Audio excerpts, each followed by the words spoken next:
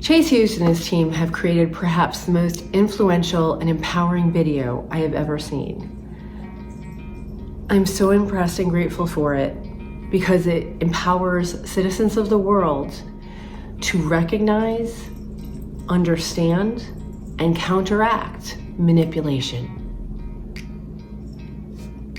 It's an 18-minute video that starts out like a movie trailer from a dystopian horror film.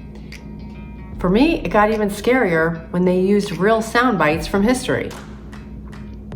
Chase lists 11 ways to recognize PsyOps, or engineered reality. And he knows his stuff because he literally wrote a book on it. His book is about that thick, of all the stuff he learned working for the US military for 20 years and intelligence agencies and in the private sector, studying behaviors of humans, possibly animals. Now this is where the story gets a little interesting, and he doesn't talk about it in this video, but I like this backstory. He was diagnosed with a terminal brain illness some time ago, and he wanted to provide for his family, so that's why he wrote this book. Thankfully, the issue's resolved, he's fine, but we were left with this very powerful tool, this book, of all the information he's collected over the years and used over the years. I think it's incredible when people take something that could be debilitating and provide for their family and want to leave a legacy. So I find that inspiring. Anyway, back to the story. So here are a few of the concepts, but the video is so dense, I recommend you watch it. One of the things he says, and you can take a look at most news stations these days, and you will start to recognize this. Emotional responses suppress critical thinking.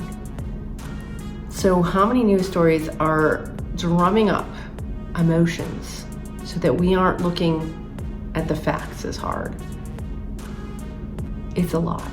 I tried looking at a bunch of different news stations, and pretty much everyone I put on used emotion more so than facts. So I don't know, try it out. Try a few different stations and see what you think. See if you pick up on that as well. He also mentions how some groups will use a small action to start us identifying with that group and kind of as a foot in the door, and then eventually ask for bigger actions and bigger commitments. And not only do these groups change our behavior, but they change our mindset and our identity. It's amazing the power that people can have over us without us even realizing it. It's really incredible. Thankfully, he gives us tools to counteract these tactics and to recognize them so that we don't fall prey to them. He ends his video with 10 logical fallacies that we can be on the lookout for in our day-to-day life and when we are working in a group or consuming news or looking at politics. I especially appreciated this information because I was able to apply it to different people throughout my life, using these tactics to manipulate me. And while I'm, healthier now, I still would be susceptible to some of these manipulations if I didn't recognize them. But now I'm aware of them and I can have my defenses up if I recognize that. So I'm really going to work to familiarize myself with all these tactics so I can see them coming from a mile away and keep my guard up. I know. Although his video applies to countries, communities, groups, and companies,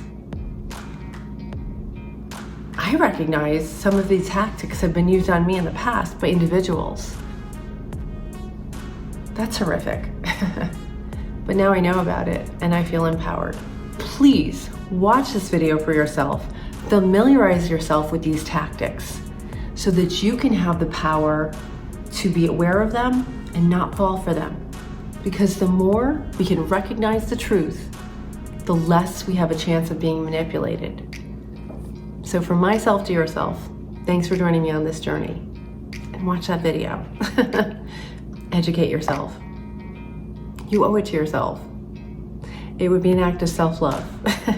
If you can't watch it, you can even listen to it in your car on your way to work or something. Because it's worth your time. You're worth it.